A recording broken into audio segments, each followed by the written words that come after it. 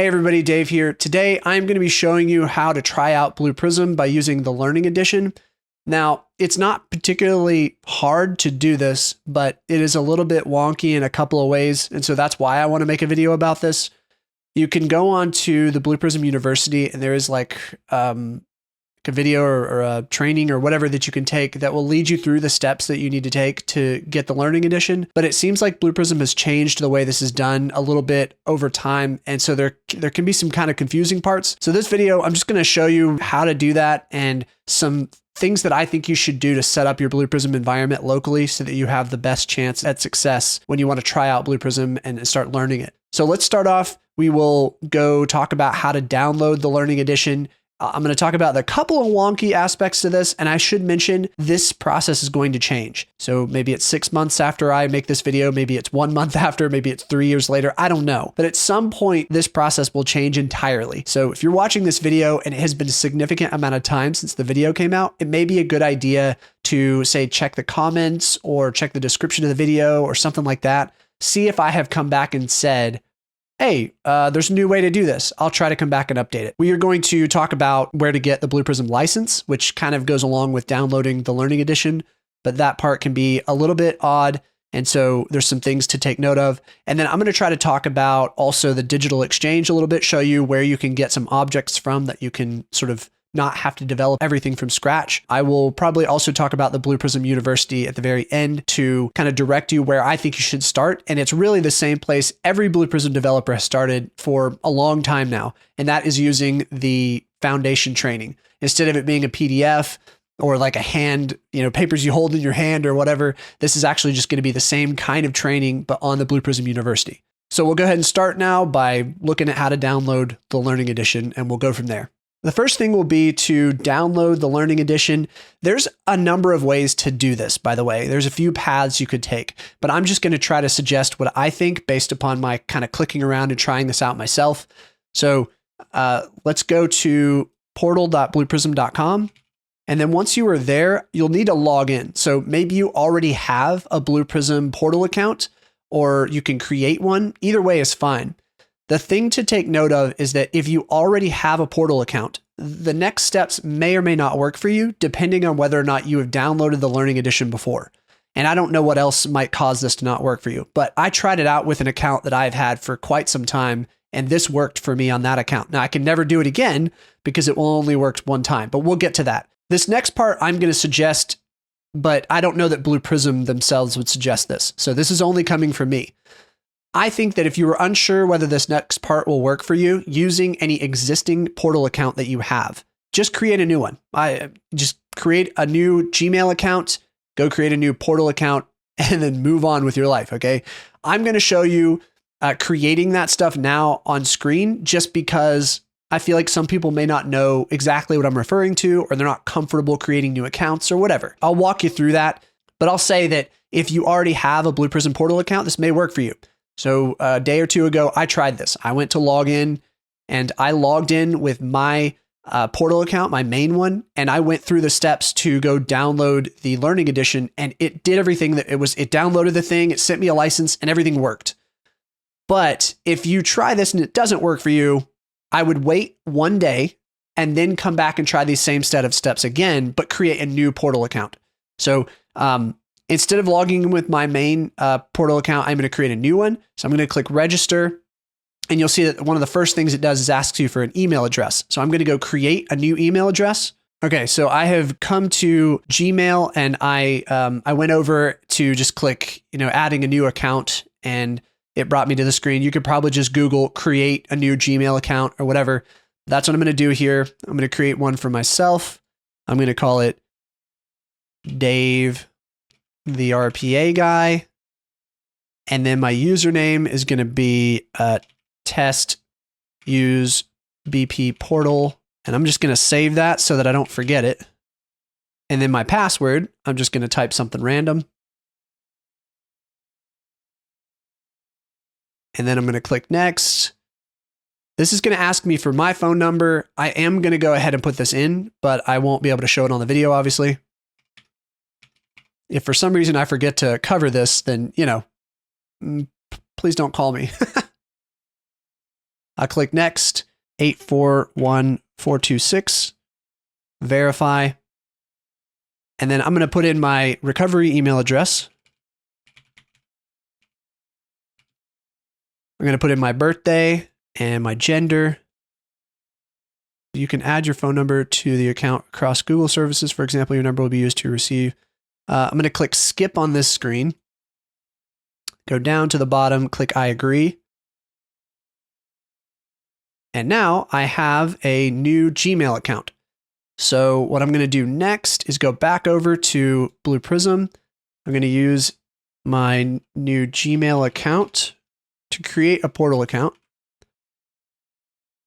My username, I'll just make it the same. And then I'm going to make my password ideally the same as my Gmail account because that'll just make it easier for me for now. And then I'm going to make my first name Test BP Portal.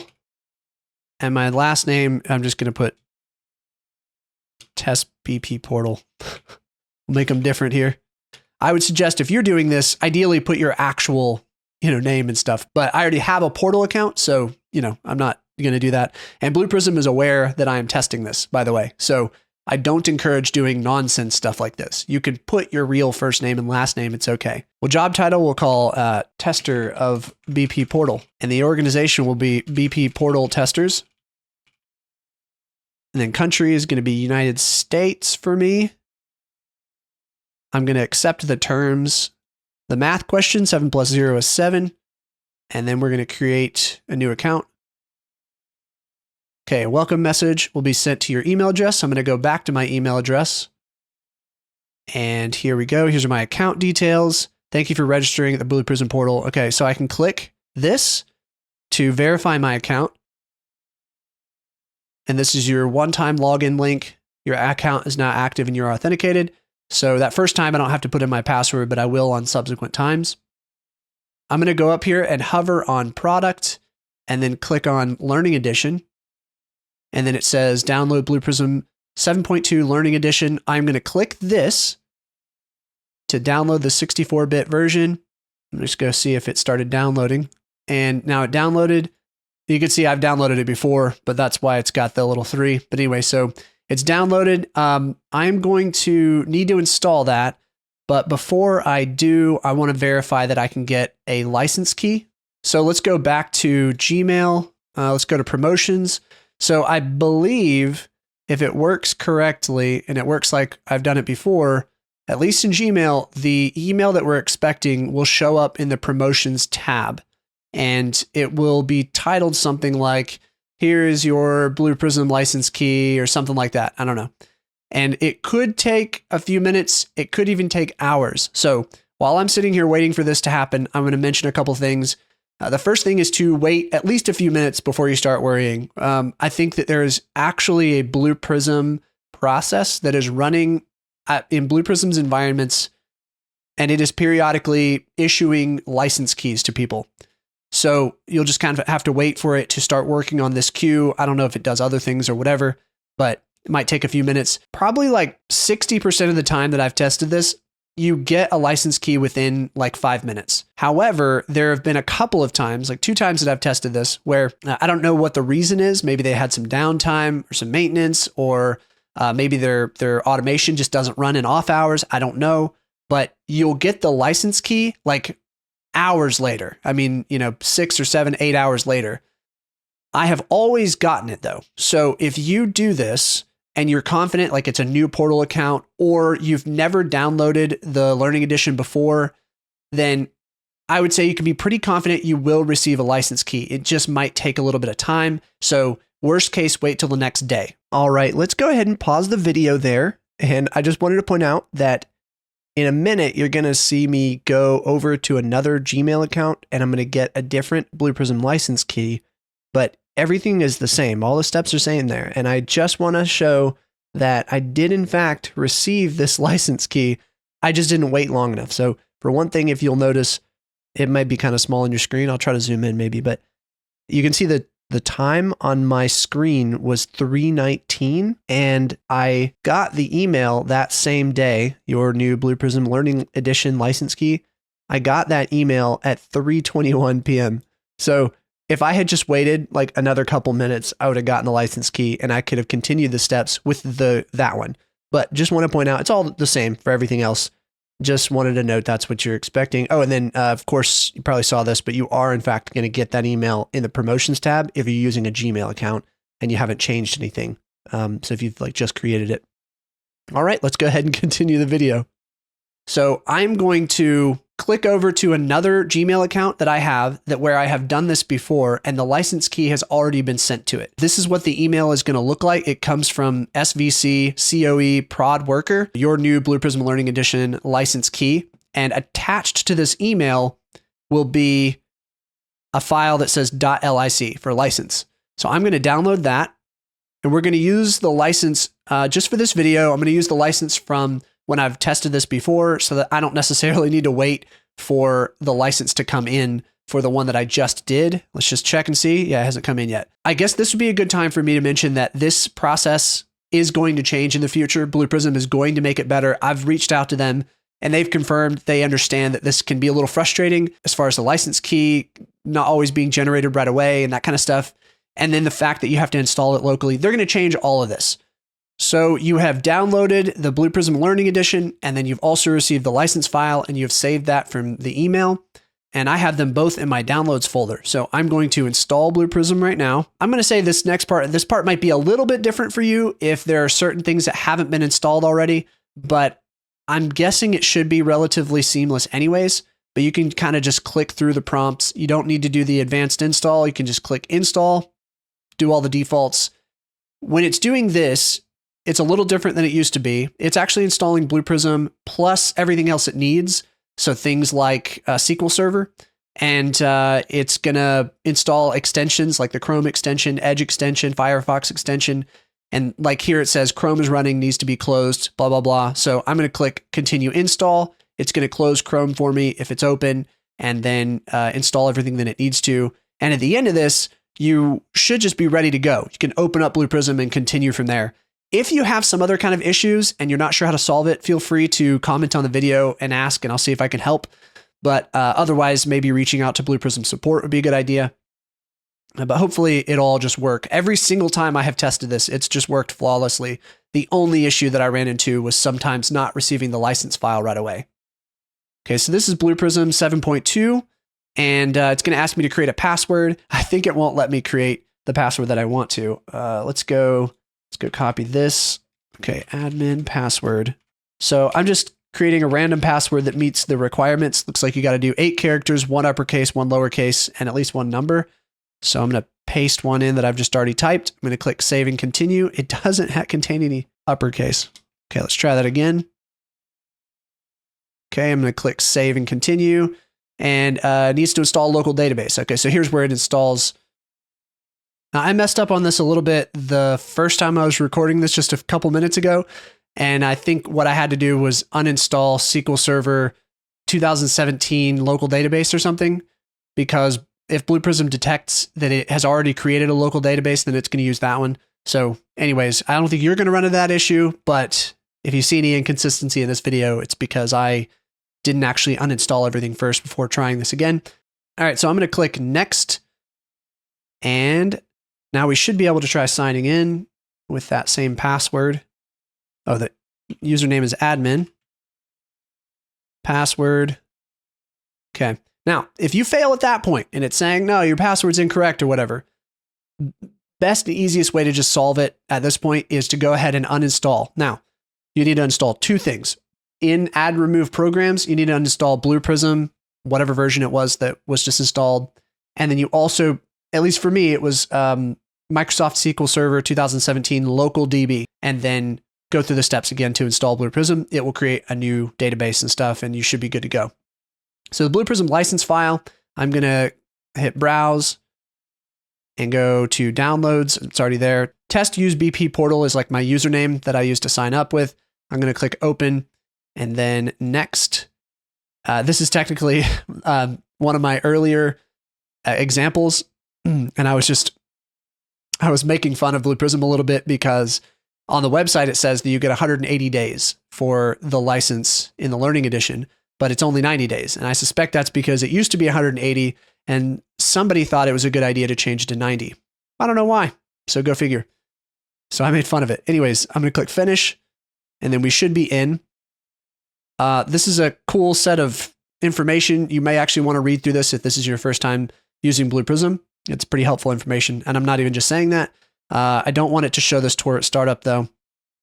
Okay. Now, whenever you open up Blue Prism for the first time, you've installed it, whatever, you're going to see nothing in your processes and objects. So I went into the Studio tab. You're going to see nothing here. I have no idea why Blue Prism leaves it empty. It blows my mind. Nobody's going to know that you should add stuff in here to start with. You need like sort of library objects. When I install an RPA tool for the first time and I'm just trying it out, especially a learning edition, I expect basic library components to already be in there. So I'm going to kind of take you to where you can find those library components just in case they are not here. Maybe the version you install will actually have it here already.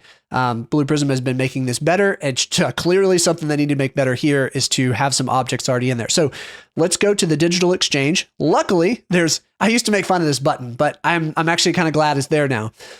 You can click this digital exchange tab at the top and it should open up, whatever your browser is. It should bring you to the digital exchange. You want to log in with your Blue Prism portal account that you have. Any Blue Prism portal account should have access.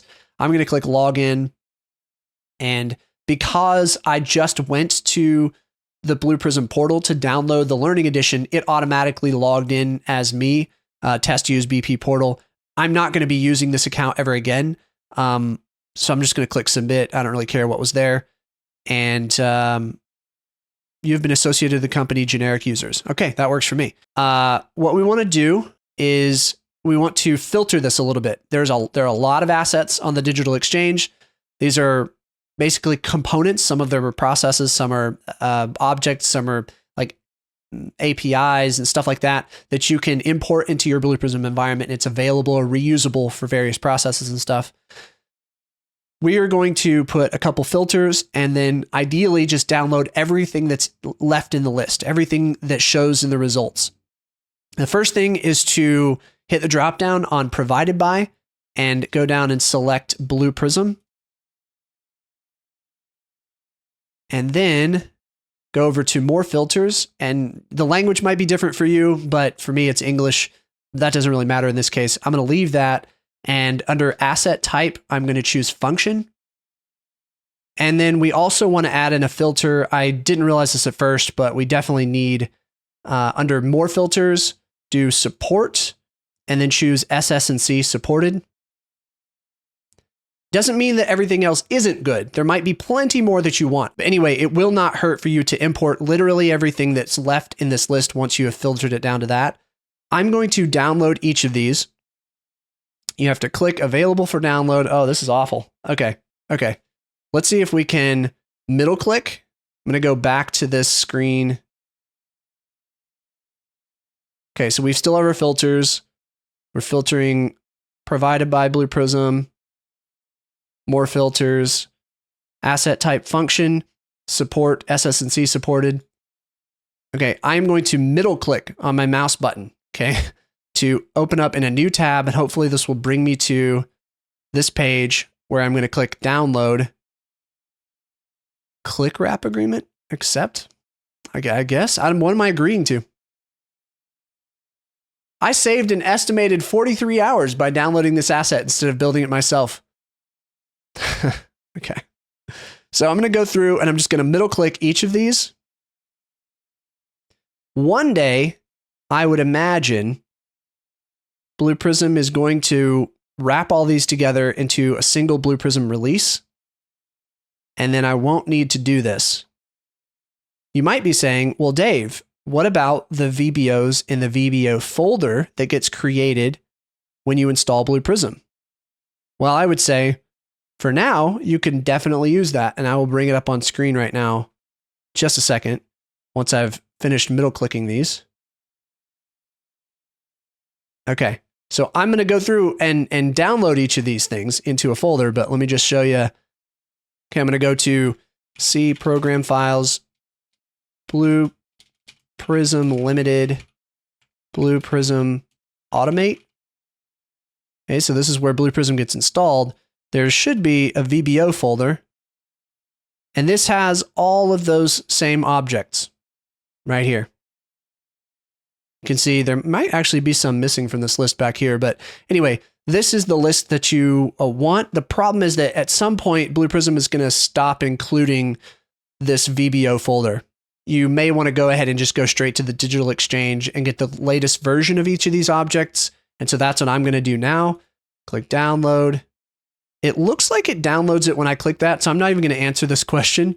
So download, download, download, and I will probably skip this rest of this, but I'm going to keep clicking download on all of these. Now that we've finished downloading all of those, they should be sitting in the downloads folder like this. It looks a lot like what's in the VBO folder.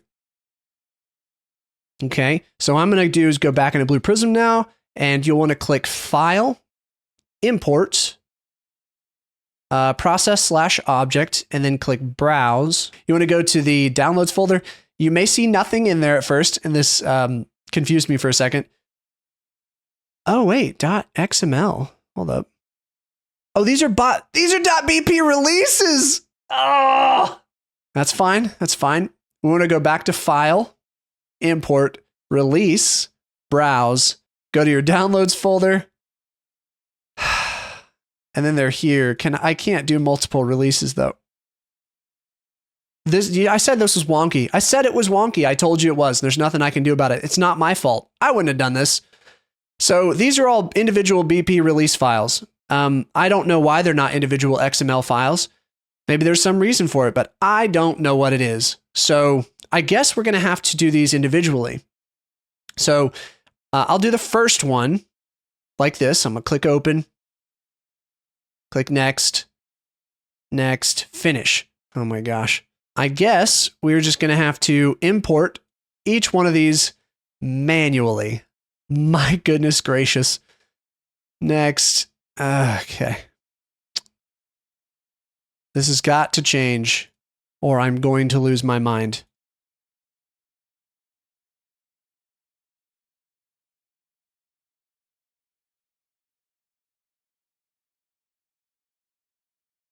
Network VBO.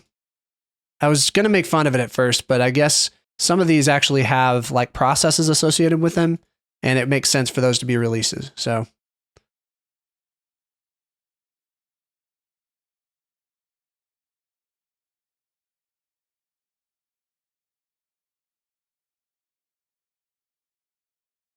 all right. So now we've downloaded painstakingly every individual object.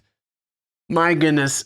That process has to change. I know that it will, though, is the thing. And one thing that was suggested to me was when I reached out about this, Blue Prism said that they are considering having it be kind of like you go on to the digital exchange and say, I want this, this, this, and this, and it packages it all together for you. And maybe you download one release with all of those components in it, and then you can import it just doing one release. That would be really nice. Now, the good thing is that this isn't that big of a deal. Okay, that looked like a lot. It might be like an embarrassing, weird like set of steps you have to do. But the thing is, you only have to do that one time for your Blue Prism environment. You never have to do it again. So this isn't like you're not doing this for every single project. Blue Prism doesn't work that way. So you download it one time, import it into your Blue Prism environment, and then every single automation you build can use those components. The other thing is that if you aren't sure how to design a process, like maybe best practices and stuff, there is one other thing we can do. We can go to the Blue Prism portal, and why is Dark Reader not working on this website? Okay, we go to, okay, I'm gonna have to find this templates, product templates. Yeah. And then this page, process template 1, I believe is one of them that we want. Okay, and then BPA process template 2. We want version 5 and 6, not version 4. And then there's a whole bunch on this page otherwise that you might be interested in. So I guess we can do business object templates, object examples.bp release. And Yeah, so there's other things on this page you might be interested in. Again, that was under product and then templates. So now let me go back to Blue Prism and we're going to import those.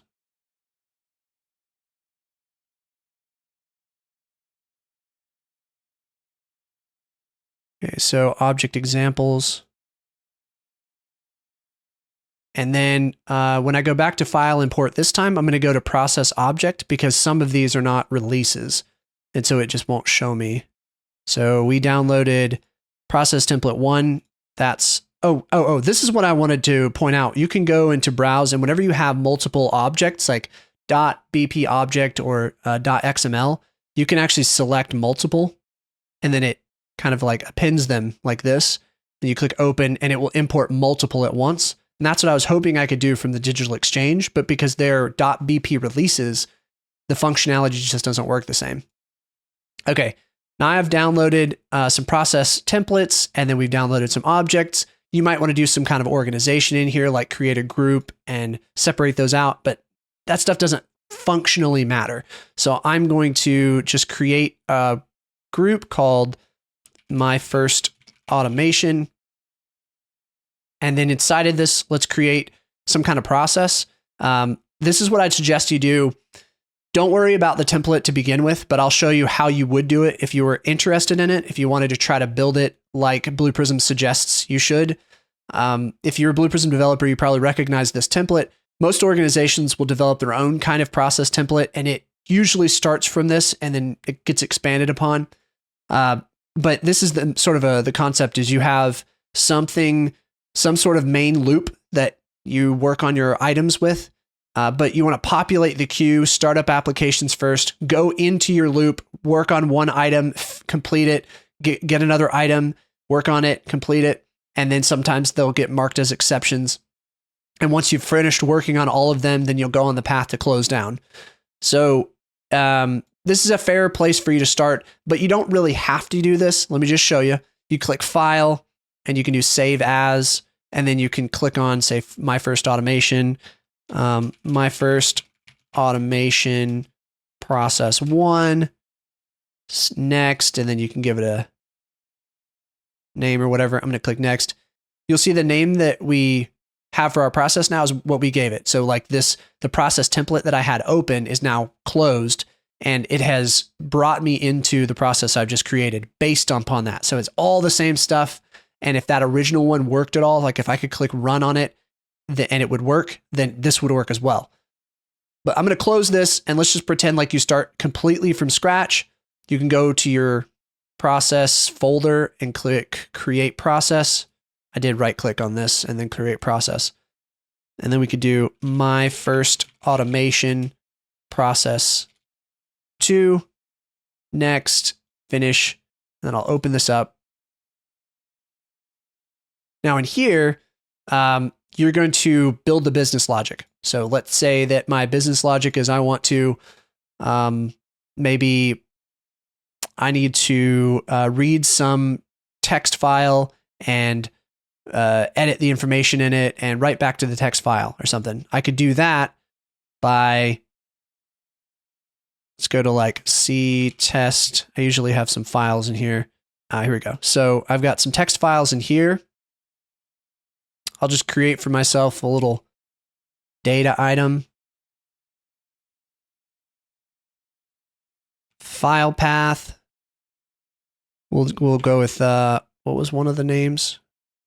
Notepad test 5.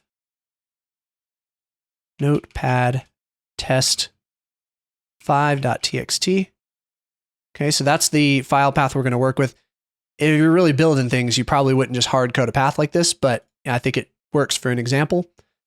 Now, what I want to show you is that all those objects we imported, the way that we're going to use them is by using an action stage. So I'll drag this on here, double click on it, hit the drop down for business object. And here, like I said, you only import the objects one time into your Blue Prism environment, and then they're just there forever.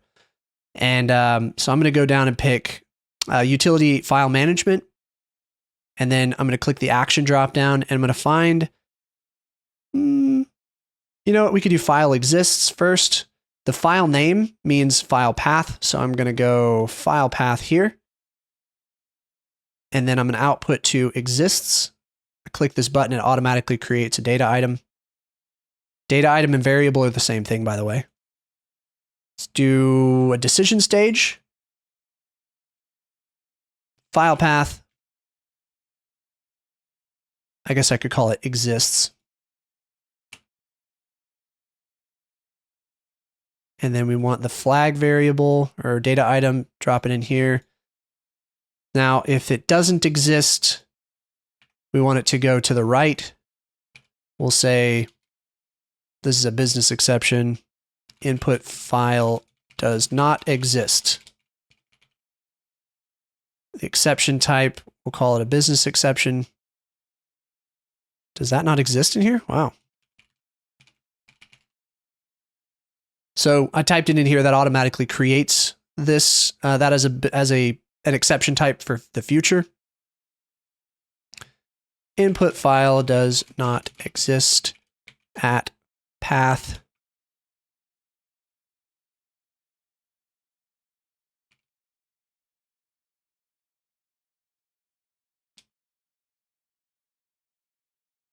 Okay, and then I want to read the file. Now, for this, I'm going to show you that there's kind of a couple ways to do this. You could use another action stage. So I want to show you that there's probably an action here called like get text or read text or something. Yeah, read all text from file. But you can also, in some cases, you can use a calculation stage. There are functions in here that are listed down in this area. File, load text file. And I'm just going to put the file path here. And then let's go make a text data item called text. And then we can go ahead and test this. I'm going to click reset, which by default, that will automatically check for errors, but I can click the errors. It says exception type business exception not previously defined within the environment. That's fine. That's because I just created it. So I'm going to click run. It'll check to see that the file exists. It should see that it does exist. Go true, and then it should read the file. Looks like the file's empty. So let's go put some stuff in here. Some text in here. Whoops. Okay, let's try it one more time. I'm going to speed it up. It ran really fast. So it checked to see the file exists, and it does, and it put some text in here. And then maybe what I want to do is, I don't know, delete like a word from it. Maybe I need to, this doesn't make any sense, but let's say remove the word text. Then I would go text. I'm just going to do like replace text with nothing. This function comes from this list down here. Replace. You can see some details of it. So it's a good idea to check this list first whenever you're learning Blue Prism. Learn all the functions that exist. They're not hard to use. They're pretty intuitive. Some are not the most intuitive, but there's usually some examples of how to use it on the right. And then if you don't find what you need here, that's when you go check out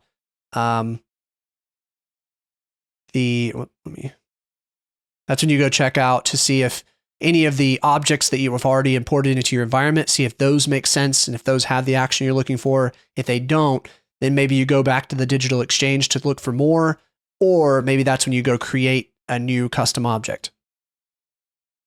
Okay, so I'm going to remove the text. Let's just make sure that works. What we should see is a weird, some, and then the word text has been removed. So some in here with some extra spacing. So this is not a good automation. This is just an example. And then I'm going to copy. Actually, is there a write to text file? I don't think you can do that. Yeah, you can only read from text files inside of these functions that are built into Blue Prism. So instead, I'm going to need to copy, paste this action stage, and I'm going to change the action to be write text file. So here's the file path. It automatically filled that in because when I switched it over to a new action, it had the same input parameter. And then I'm just going to put in the name of my data item text. File encoding, I think I can just leave it defaulted to UTF-8. And then we'll go ahead and output to success and message.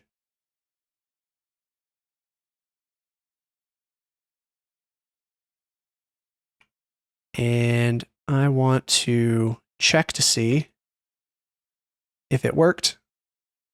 Copy the exception stage, rename it. I'm going to put SE for system exception. Write to file failed. I'll put that down here. At same file path. Okay. Click OK. Let's check. Let's see. It was a flag output of success. So success, true or false. If it comes out true, it goes down. If it comes out false, it goes to the right. And that should be good. So now when I run this, I'm going to step through it actually. I'm going to do step over. So I'm going to hit F10 on my keyboard to do the same thing. So when we read the file, you can see that text is in there. Remove the word text and then write the file back. Was it successful? Yes. I just realized we should probably put a message.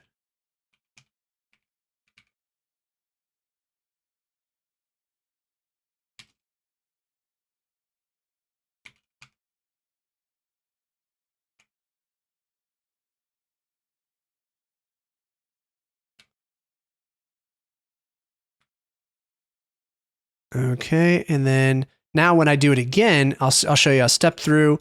When we read the file now, the word text is gone because we actually updated the text file. So when I run this again, it's not going to fail, but there's nothing to remove. And it'll write it back. It's just going to do the same thing again.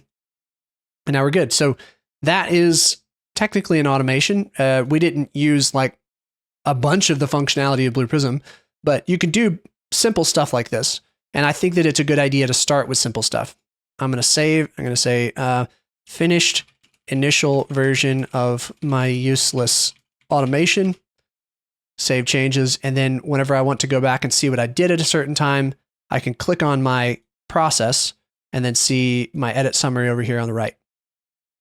So there's a whole bunch more that you need to know about Blue Prism. And I am going to point out now the Blue Prism University.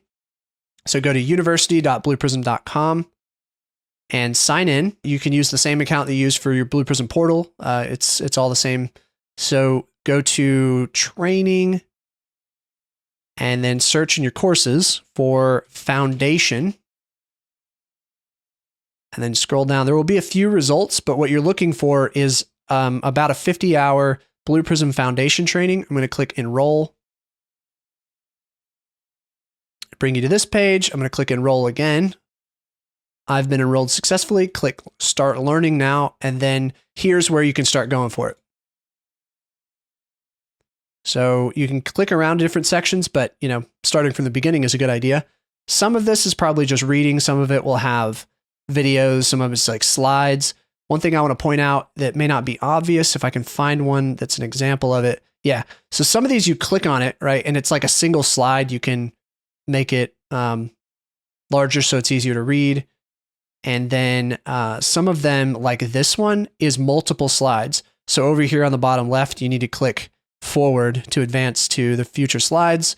And then you can go down through this and it's got a lot of stuff, right? Process Studio, Object Studio. You need to know what the difference is between those, how to deal with inputs and outputs, deal with exceptions, work queues, environment variables. It should have all of that stuff. So this is a great place to start. So it might feel a little bit painful to go through all of that, but if you genuinely want to learn Blue Prism or know more about it, this is a good place to start. But there's no harm in just trying to build some stuff yourself. I would recommend the most important thing is to not reinvent the wheel, especially if you have some technical expertise already and you could technically write C# or VB.NET or whatever. I would recommend learning like I said, the functions inside of calculation stages in here.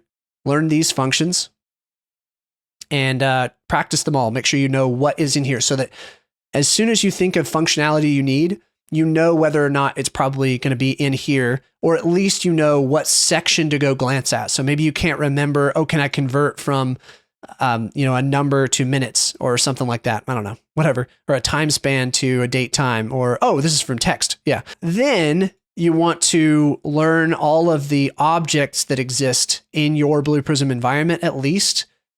And I mean, a lot of them start with the word utility. So strings when you're dealing with text manipulation, file management when you're dealing with writing to or reading from files. Environment can be a random bunch of different things, but you want to learn all of them. And the best way to do it is just to go open one, look at what's inside of it, or create a process and start using it. Just see what it does. The only thing you need to be concerned about is anything that says the word delete. That you should probably be careful of before you just run a delete action. But everything else should be relatively safe. And then there's, of course, a bunch more you need to understand when it comes to application modeler. So if you are coming from another RPA tool and you're like, how do I go click on a user interface? You will not find any functionality like that inside of a process. What you do with a process is you build the business logic and you use that to call objects. You can go to any object, like even these, you can open them up and click on application modeler. And in here, you would have to set up some kind of application model, like maybe it's a Windows application, and you want to say, click on Notepad or something. Notepad. Open up Notepad. Okay, and you put what was it? Untitled.